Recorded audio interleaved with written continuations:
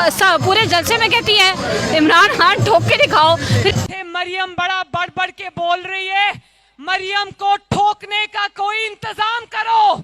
अस्सलाम वालेकुम। वालेकुम अस्सलाम। कैसी हैं आप? जी अल्लाह का शुक्र, ठीक और ठाक। कहाँ से आई हैं आप?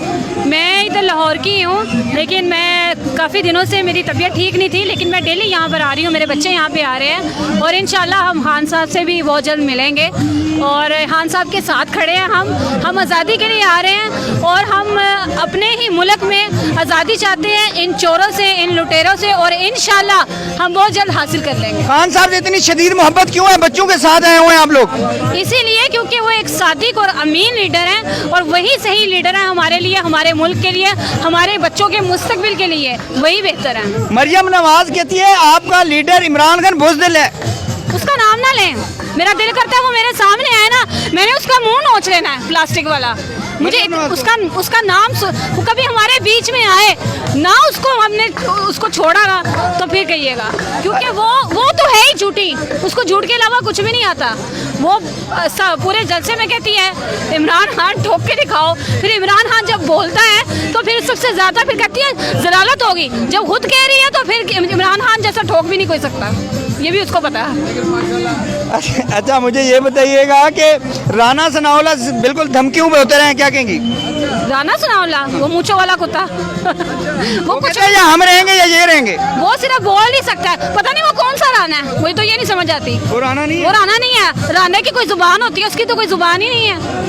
अच्छा मरियम नवाज को एक आखिर में पैगाम देती जाएं, और दूसरा मुझे पहले ये बता दें कि हिना परवेज भट्ट और मरियम औरंगजेब में क्या फ़र्क है? मरियम नवाज को मैं यही पैगाम देना चाहूँगी, बीबी घर में बैठ के आटा गूंदो, हंडिया बनाओ, सियासत तुम्हारे बस का काम नहीं है। वो जो तुम्हारा भगोड़ा बाग बाहर भागा हुआ है ना, उसको यहाँ बुलाओ, उसको हम छोड़ेंगे नहीं। वो इसी खौफ से, इसी डर से, इससे पहले खान साहब आ जाएं और इनको इतना भी टाइम नहीं मिलेगा कि ये अपनी पैकिंग कर सकें।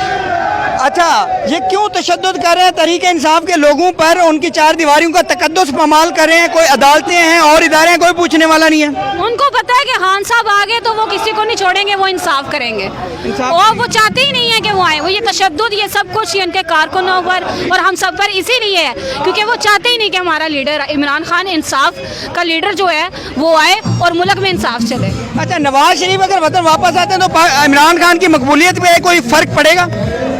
इमरान खान की मकबूलियत में तो दिन ब दिन इजाफा हो रहा है और इंशाल्लाह मेरे लीडर की मकबूलियत में इजाफा ही होगा, लेकिन वो भगोड़ा अगर आ गया तो वो बचेगा नहीं।